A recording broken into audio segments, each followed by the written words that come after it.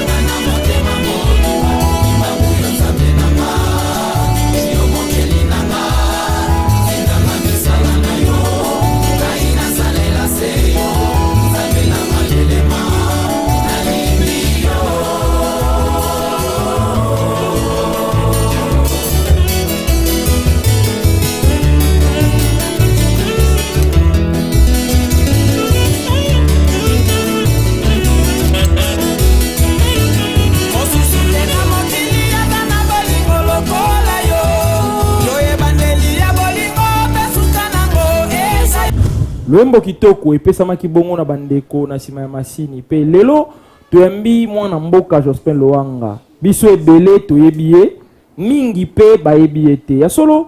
intéressé ki émission révélation kimbango mokolo mwa lelo to koyeba parcours ya monsieur Jospin Loanga nde tata mama Vanda Landa nini oyo tokosolana ndeko na biso mokolo mwa lelo mbote ndeko Jospin Loanga mbote papa Moïse révélation kimbango ya solo biso bandeko ya émission révélation kimbangu toye lelo epai na yo lelo révélation kimbangu mokolo mwa lelo ezali beaucoup plus focalisé sur Jospin Loanga bandeko bazali kotala yo mingi bayebi yo mingi pe bayebi yo te tozali na posa ya koyeba Jospin Loanga azali nani mbote na balandi mbote na sa divinité ya Nzambe pour de temps boussole nga nazali papa Loanga mwana mboka botami na Congo Kinshasa artiste professionnel chercheur indépendant naza archéologue nauti kozwa à peine docteur en archéologie africaine nazali fondateur et directeur général du centre de recherche d'Arkimbangu et puis musée Loanga oyo tozali na Libino naza ambassadeur itinérant na commission des droits de l'homme désigné na l'Union européenne. Nazali ministre de l'éducation dans ma fondation, Nazali secrétaire général de la Sénat, association des artisans au Congo. Nazali na moi baïké biloko zako kanganzo tant que culturel. Nazali diplomate, Nazali mondeni fidèle et église Kimbangu. Voilà. Ndeko Jospin Loanga tokobeta mo mukeli solo pour la carrière na yo. Ndeko Jospin Loanga bandi carrière na yo na mbula. La bandi carrière professionnelle dans l'an 2000. L'an 2000 parce que on est à moment oyo na poussani na masano de babenga carrière professionnelle. Kasinga art na bandi yango na âge na na connaissance parce que na koli na musala oyo artisanalement na ndeko travailler na na bando inné na s'approcher qui plusieurs professionnels na carrière professionnelle on a eu plusieurs artistes reconnus, plusieurs artisans reconnus. Souci na ngai to souhait na ngezalaki pour embrasser carrière professionnelle pe okoma na sommet à Afrique parce que ngana za artiste engagé vision na ngezala ezalaki mingi comment Afrique l'homme noir a sa position tout baza ko apprendre biso nyonso tout et tout mais nazoki vraiment soutien na ngai mingi na papa wa botinga maître Konga. C'est un grand culturel. Quand je parle d'un grand culturel, d'un intellectuel africain, Azalaki maître cuisinier, Azalaki un grand chercheur urinaire. ye pe azalaki collectionner alingaki masano ya art ya kocollectionner donc kocollectionner ezali kobomba baœuvre to kosomba pe kobatela nazwi initiation wana na ndako ntina émerge na ike baartisan nde nalobi maître voadi nake babiennale première égypte eti malembe nde omoni na évolue ti kokoma nde nakomi ndeko Jospin Lwanga à tout à l'heure awa ntango outi kose présente toyoki yo obeti lisolo ete ozali kimbangiste émission ezali révélation kimbangu totikala sikoyo na sens ya le kimbangisme ndeko Jospin Lwanga obotami kimbangiste tokomi kimbangiste ngai nakomi ndenge ezalaka infidèle ko adhérer oui nabotami na famille kimbangiste mpe me na adhérer na le kimbangisme mais kasi bakoko na biso grand-père na mboka parce nga nazali moto ya Sankuru grand-père na biso azalaki moko oyo babundelaki papa kimbangu mpe bakangamaka un grand coutumier na lignée royale oyo aboyaka kotrahir papa kimbangu na kote na biso na loja na mbayoka eza babambo moko eza wana papa kimbangu mpe abimaka selon l'histoire ndenge toza koapprendre ezalaki nde grand-père oyo nga azomema kombo voilà mais koyeba yango te naye koapprendre kaka na 2021 awa mais kokóma na ngai kimbangisi ezalaki mpe mystérieux parce que nga bomwana na ngai nabandi kolota papa kimbangu namonaka ye tosololi na ye na façon nyonso tokoki kodetaille awa vraimen eza mwa molai en tant que chercheur na babiloko mingi aedikanga alakisanga aorienta ngai nakomaki na mposa kokóma na source ya connaissance voilà pourquoi esengaka na ngai na 2010 nazwaka décision ntango nazwi attaque na pota moko na lokolo juste kaka kobeta libako ya pamba comme naotaka koganye prix moko nazalaki vraiment na début ya kokota na lignée culturelle mosusu quand je parle lignée c'est-à-dire façon bandeki kosala kolingi sikoyo kotika classicisme donc lolenge ya bosali ya boyekoli art balakisi yo baenseigner yo baapprendre yo kasi ongosala biloko ya songe biloko oyo eza folie nde na desida kokende nkamba ekendanga nkamba ezalaka aussi mystérieux parce que nakenda nkamba ni autorisation ni kimbangi lelo ezali lokola visa kasi nakotaka na nkamba na carte de lecteur wana miracle ya liboso okóma na ngai na mboka ya bule namonaki entrée ya première poste bato bakóma te première poste ezali entrée ya ville sainte place oyo tolongolaka mapapa okoniata te mibeko ebandeli wana namonango nde namonaka na vision namoni baskalier wana tokomata nano wana avant ozwa batisi wana na première fois tant que chercher nakenda luka likambo yango nalotaka dérangement koma quand koma nazoloba beke papa kimbangu kobengisa ngai de plusieurs fois nde na mata baskalier wana natangi nombre ya baskalier eza nombre oyo ezali na signification spirituelle onga na ndenge komona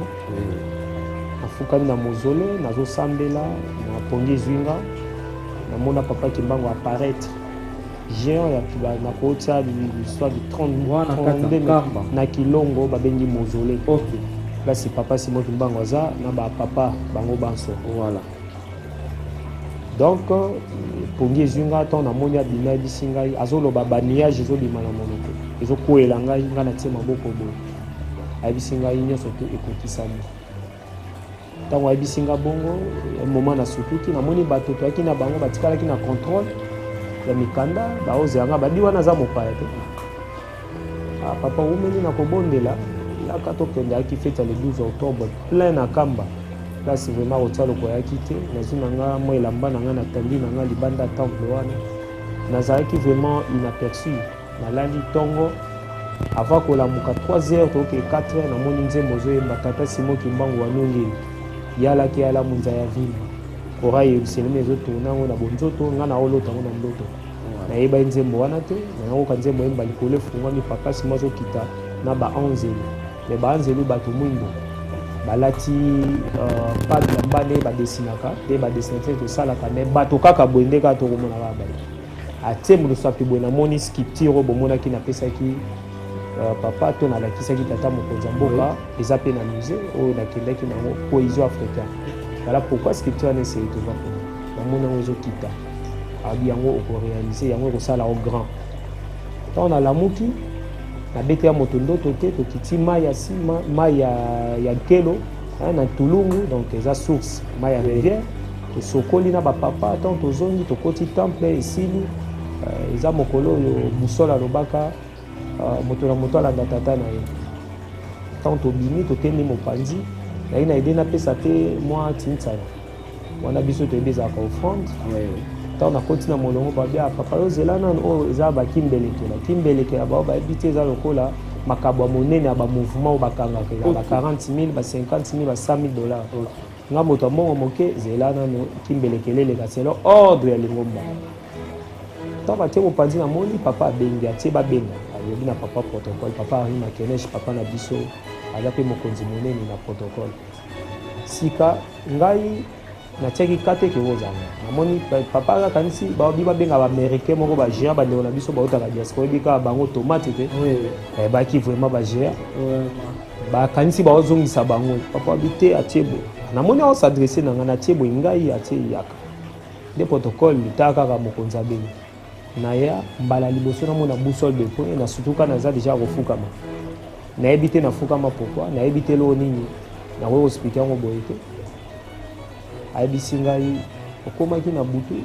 nabi oui papa d'accord bakende bazwa yo papa ari zwa yo botie na biro azela ngai aza mopaya monene tokosola na biro me ndenge okomi awa nyonso te kokisani asimi ngai alobo arappele ngai makambo maloba oyo namonaki na ntango nazobondela na mozolo soki ba 0 heure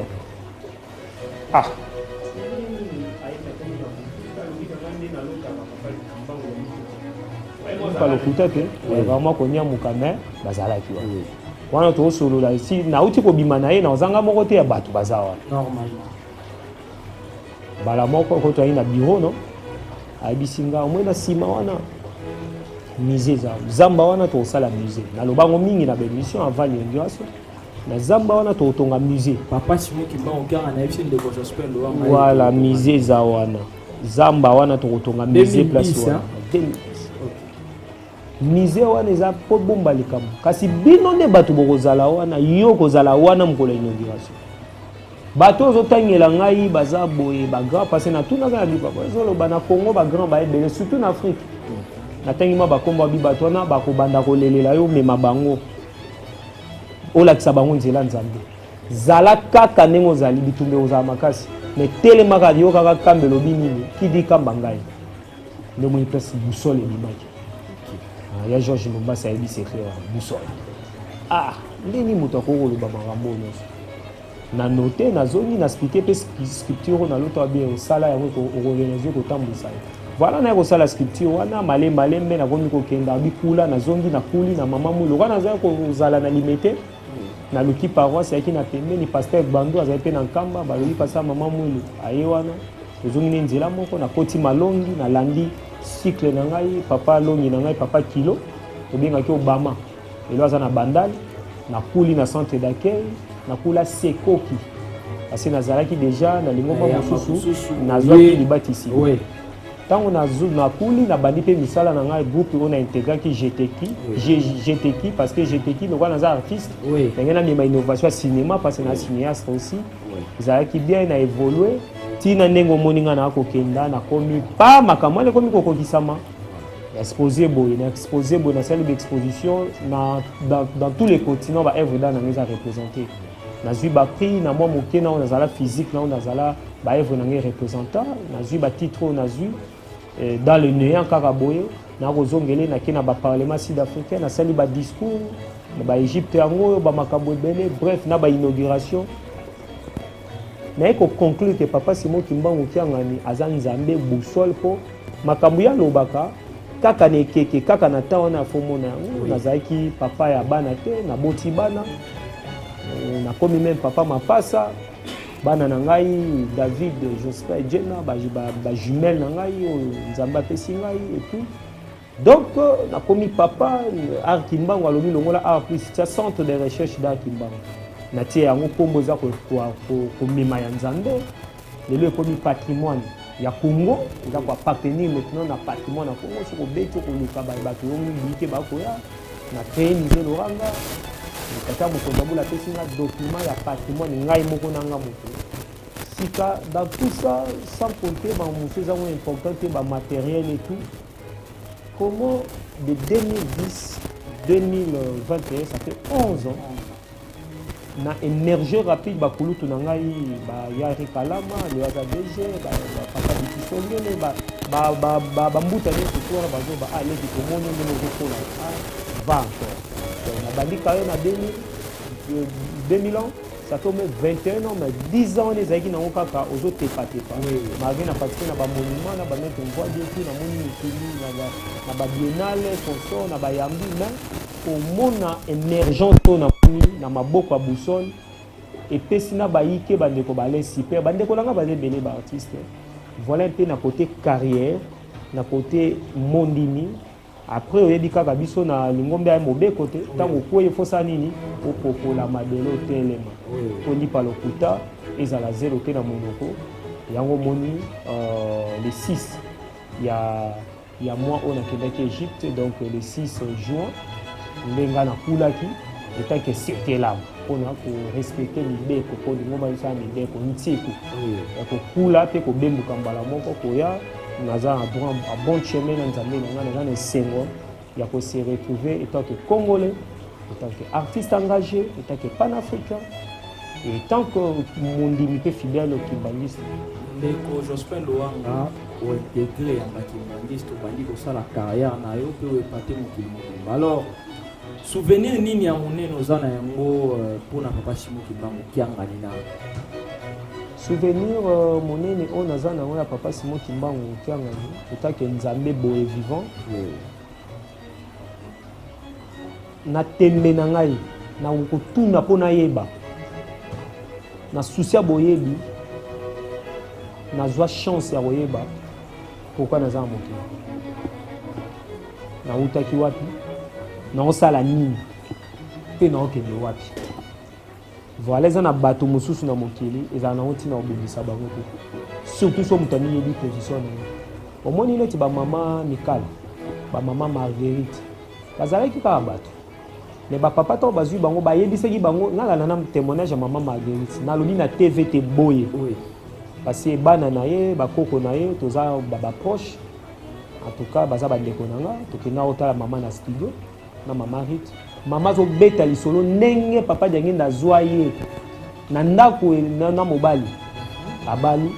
mama Marguerite aye kisasa tiba pe kutu azoloba musa oni ni boyo pe sanga metala o mama Marguerite atikila c'est-à-dire ça na bato moko nzaba dévoiler bango oyo bango bazali sika yango esalaka nga vraiment eza souvenir yango wana ya makasi pona nga yango na benga ke boussole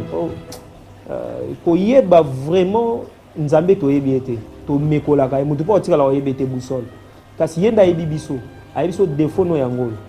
mais makasi no yango utilisaka mingi makasi ke défaut landanga aveuglement oza zoba mais au congé bato maïla c'est à mokilo na pesi au bic rouge voilà on a na mona des ama souvenir moko ya makasi on a na zana yango na si atango et nazo palper nyonso to alobaki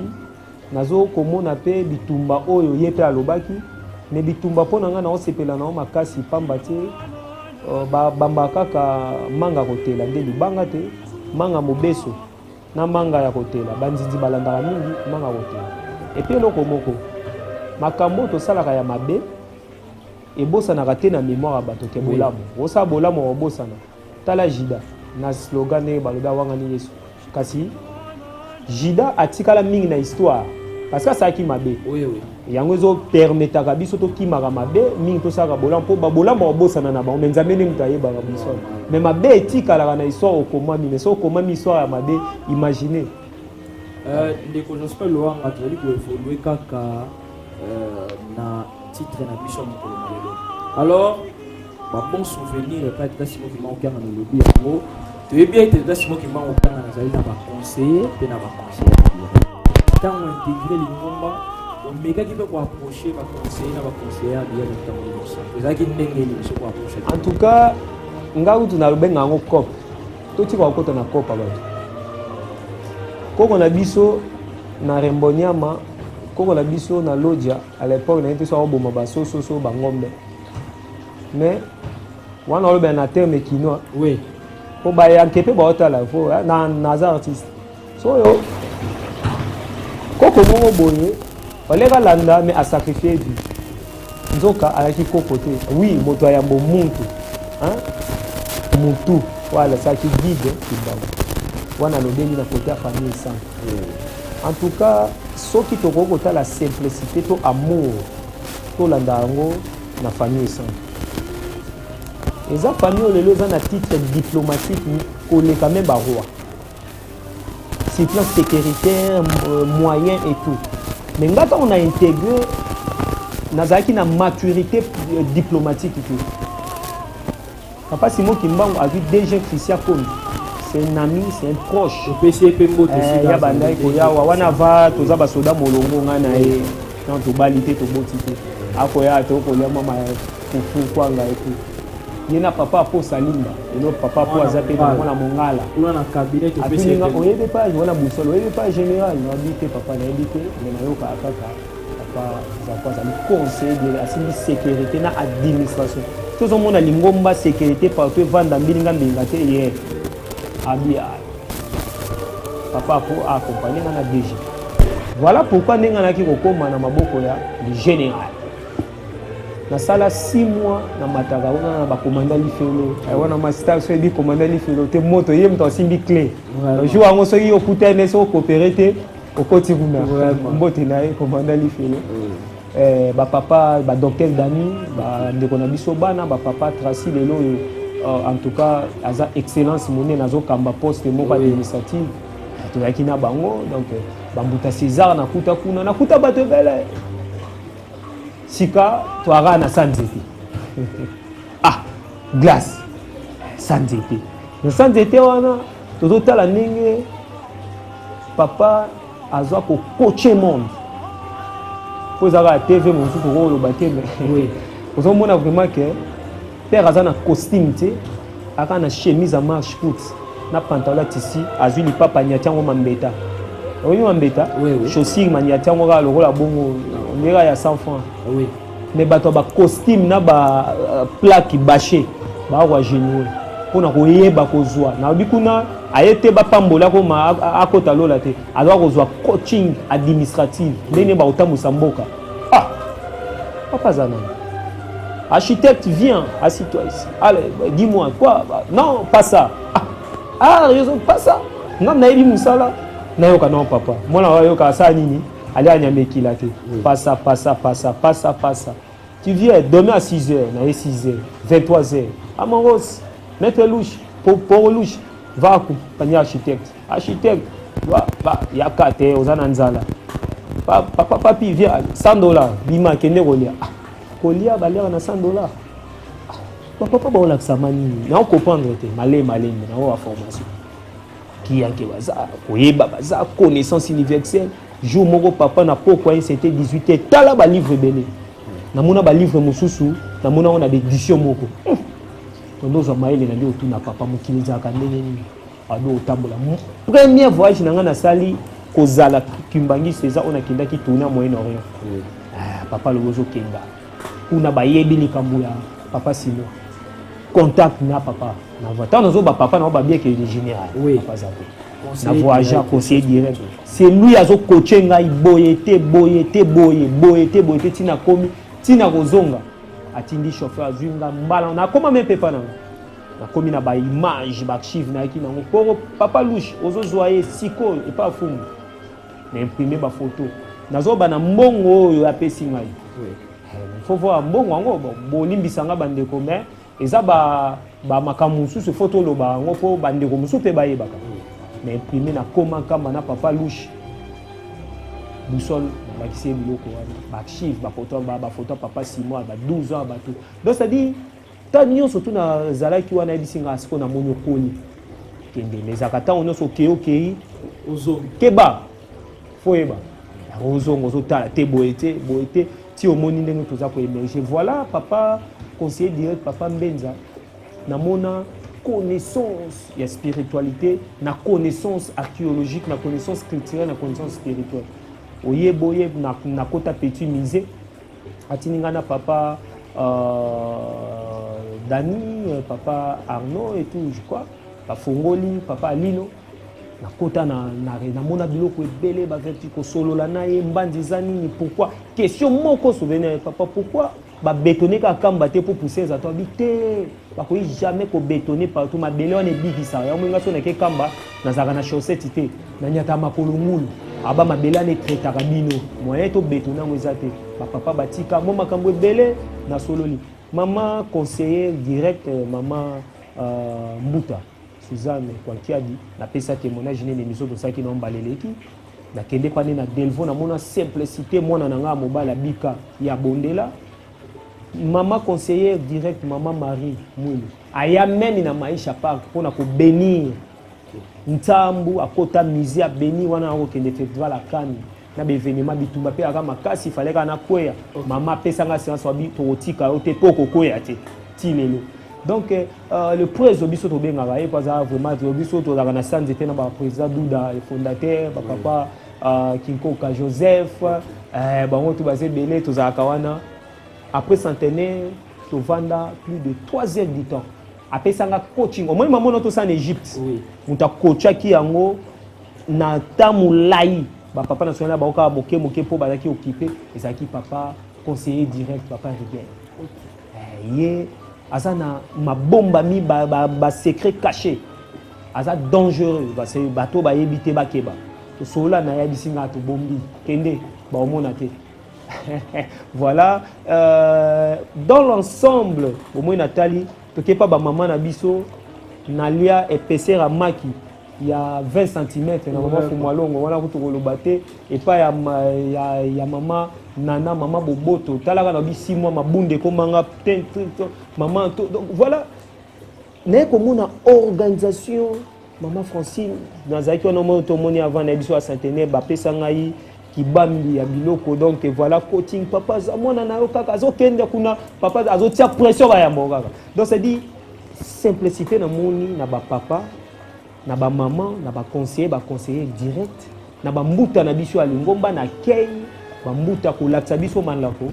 déjà expérience au biso toza ko apporter libanda siko na carrière professionnelle et contribuer à mingi bo moina kina bandeko na ngai ba musicien bandeko na ngai ba cinéaste ba mbuta waze quoi bandeko bodo na kina ba politicien ba tebele ba landi modèle ne bazomona émergence et puis ba tilité donc voilà on a nazali on a sali na mokili père à famille artiste engagé le artiste mboka ordre nationaux yo nazoki pas ya président Kabila et puis président Faché abakisi sous ordre nationaux ya Congo pays à l'Union africaine ezanga ité eza boussole. Merci beaucoup ndeko Jospin Loanga ezalaki penza important pour na biso ko yambao lelo na plateau na biso émission révélation qui bango pamba te bato baiki babandaki komi tuna bazaki penza na posa koyeba oyo ozali ou expliquer biso na molai pe to comprendre esika obandeli esika ozalaki pe esika ozali sikoyo ezali grâce ya tata Simon Kimbangu ki ngane obengaka kusol ya solo ezalaki esengo koyamba yo lelo na plateau na biso émission révélation Kimbangu mwana mboka Jospin Loanga bandeko balandi émission révélation Kimbangu komi na suka tika to pesa matondi na nzambe mpongo tulendo lokola pesi biso pema pe makasi ya ko réaliser émission na biso mokolo malelo pe to bosani te na bandeko banso yo bakotiaka loboko na émission révélation Kimbangu ndakisa mama Fifiluyola pe ndeko Jospin Loanga otambi mokolo malelo sans oublier papa Hervé équipe technique mobimba papa Rossi Mabanda papa Christian Mangoyo pe papa Freddy atondi bino botondi kaka ndenge na kolobaka lipa ya lokote ko bonga na bazelo na monoko biso na bino tokutani mikolo mizali koya soki nzambe tata akobwa mokile na moto te matondo.